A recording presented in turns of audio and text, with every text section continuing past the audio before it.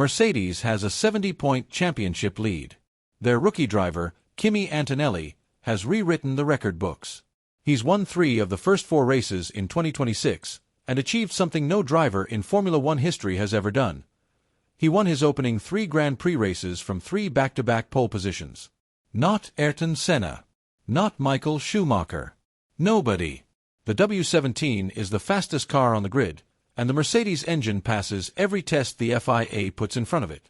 On paper, the championship is already decided. But everything is about to change. In the next 14 days, 3 separate forces are converging on Mercedes at the same time. And here's the critical part. None of them need Ferrari to build a faster car to take effect. One force is a rule change. One is an aerodynamic crisis. And the third is a system buried in the 2026 engine rules that barely anyone outside the paddock understands. All 3 land in the same window between May 24th and June 7th, and together, they could completely reshape this championship. Let's start with the engine. Since the start of 2026, rival engine makers have accused Mercedes of using a gap in how the FIA tests compression ratios. The rules are crystal clear. Article C 5.4.3 of the technical rules caps the compression ratio at 16:1. Every engine on the grid has to meet that number when tested. Mercedes passes every single time. But here's where it gets interesting. The accusation from rival teams isn't about what happens during the test. It's about what happens after. At room temperature in a cold engine, the Mercedes power unit reads under 16:1. Completely legal, no dispute. The problem emerges when the engine reaches full racing temperature on track. Parts inside the cylinder expand under heat in a way that allegedly pushes the real compression ratio upward, closer to 18:1, which was the limit under the old rules. If this claim is true, Mercedes pulls significantly more power out of its engine than the 16:1 cap was supposed to allow. The size of this edge depends on who's doing the math. Rival guesses range from 10 to 30 extra brake horsepower, roughly 0.2 to 0.3 seconds per lap. Mercedes insists the real number is closer to 2 or 3 brake horsepower. The FIA's own view falls somewhere in between, with the governing body's single-seater chief publicly calling the larger claims wildly overblown. 4 different camps, 4 different numbers. In late February, the FIA held a vote among all 5 engine makers and the World Motorsport Council. Every vote went the same way. Article C 5.4.3 was changed with 2 new rules. From June 1st through the end of 2026, the compression ratio must be tested both at room temperature and at 130 degrees Celsius. The rule also added a clear ban.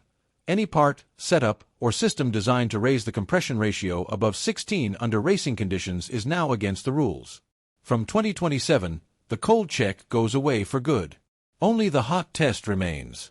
Whatever edge Mercedes currently gets from passing only the cold test, that edge has an expiry date. May 24th is the last race under the old single test. June 7th at Monaco is the first race where both tests apply. But the engine story is only one front. At the Miami Grand Prix, Ferrari was supposed to make their move. They brought 11 new parts to the SF26, new floor shape, revised rear wing end plates, updated front wing pieces. The Maranello wind tunnel had shown strong gains across every measure. The April filming day at Monza proved the data was matching reality. Then the race happened. Mercedes won. McLaren took 2nd and 4th. Ferrari finished 5th and 7th. The gap in the Constructors' Championship after Miami sits at 70 points, with Ferrari at 110 and Mercedes at 180. What happened next mattered more than the race result itself. Lewis Hamilton, a 7-time world champion in his 2nd year with Ferrari, made a statement his own engineers didn't want said out loud. When asked about the performance gap compared to Mercedes, he said, "I think if you just look at everyone else's wing and look at us, you'll see it looks different." This wasn't a driver complaining about setup or balance. This was a championship-proven driver telling Ferrari that the foundation of their aerodynamic platform needs complete rethinking. The expert analysis backs him up. Every fast car on the grid, Mercedes, McLaren, and Red Bull, runs a small outer blade on the front wing end plate called a dive plane. Ferrari doesn't have one.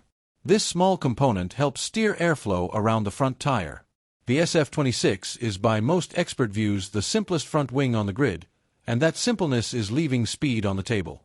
Ferrari is also losing 3 to 4 tenths on the straights compared to Mercedes, which on a power track like Montreal adds up significantly across a full race. Hamilton also flagged Ferrari's entire race preparation process as part of the problem, planning a different approach for future weekends. At almost any other team on the grid, that would cause a political crisis. At Ferrari, in the middle of a development war, it appears to be causing a tech response instead. Now we reach the most important development. Both teams are bringing major upgrade packages to Canada. The FIA's official upgrade list drops on Friday of the Canadian Grand Prix weekend. Mercedes is arriving with a new front wing, revised airflow paths around the front suspension covers and underbody, and a lighter gearbox built to push the W17 closer to the 768 kilograms minimum weight.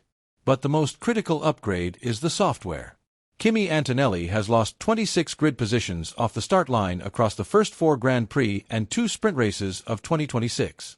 The issue traces to wrong clutch targets and turbo lag, causing wheel spin at launch. The team's Canada upgrade includes a software fix built to solve this. And here's the stunning part. Antonelli has won 3 of 4 races despite giving up an average of 6.5 places at every single start. If Mercedes fixes that problem, the gap to every other team on the grid gets larger, not smaller. But there's a risk.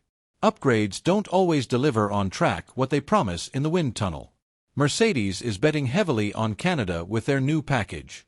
If the new parts fail to work, Mercedes enters the first race under the new compression ratio test with no aerodynamic step forward and a possibly weaker engine. That would be the worst outcome for a team that's built its championship advantage partly on engine power. Then there's the ADO system. ADO stands for Additional Development and Upgrade Opportunities. It's the FIA's engine catch-up system for the 2026 rules, and it might be the most important 4 letters in Formula One this season. The 2026 power unit rules freeze engine designs at the season start. Once your engine is locked in and approved, you cannot change it during the season. ADO is the exception built into that system for teams that fall behind.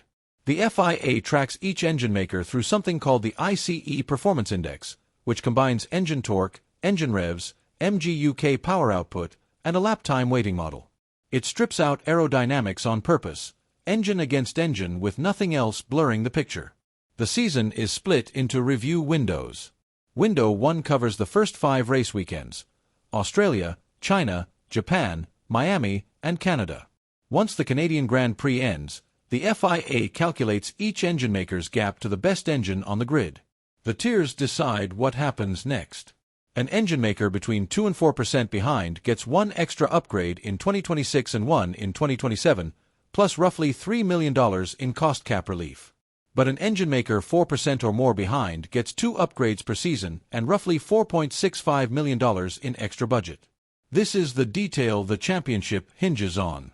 Ferrari is widely expected to qualify for ADO relief. The Ferrari engine sits approximately 20 to 30 brake horsepower behind the Mercedes power unit. Whether Ferrari lands in the 2% band, granting 1 upgrade, or the 4% band, granting 2, is the single biggest ruling the FIA will make this summer. 1 upgrade can close a gap. 2 upgrades in the same season can flip an engine pecking order entirely. The upgrades cover the turbo, exhaust, energy recovery parts, cooling, the MGUK, and selected electronic and hydraulic systems. A team granted 2 upgrades gets to redesign major chunks of the entire power unit mid-season with extra money to pay for the work. Inside Maranello, the picture is clear. Ferrari's internal budget targets are already built around reaching the 4% ADO tier, meaning the team has planned and set aside money for 2 mid-season engine upgrades, not 1. Mercedes sees it coming. Toto Wolf has publicly demanded that any ADO choices be made with total precision, clarity, and openness, warning that gamesmanship has no place in the process. And then came the line that cuts through every polite layer: ADO was always meant as a catch-up mechanism and not as a leapfrog mechanism. That's a team boss with a 70-point championship lead, publicly pushing the FIA to limit how much development freedom his closest rival gets. Teams that feel safe do not do that.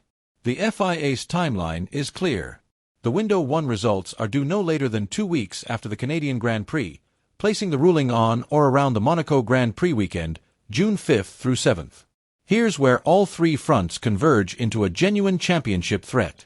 If the Canada upgrade package fails to deliver on track, if the compression ratio test costs Mercedes even 5 brake horsepower, and if Ferrari qualifies for the 4% ADO tier and adds 10 to 15 brake horsepower from their first upgrade, the net swing becomes 15 to 20 brake horsepower, roughly 0.3 to 0.5 seconds per lap changing hands. On a grid where the top 5 are split by half a second, that's not a setback for Mercedes. That's a new pecking order. 70 points across 20 remaining races works out to 3.5 points per weekend. One bad Mercedes retirement wipes out 5 weekends of built-up margin. 2 retirements and a single Ferrari 1-2, and the Constructors' Championship is level. No team in Formula One history has faced this exact mix of pressures closing in at this stage of a season. The question isn't whether Mercedes survives Canada. They almost certainly do. The real question is whether the championship they are winning in May is the same championship they will be fighting in July.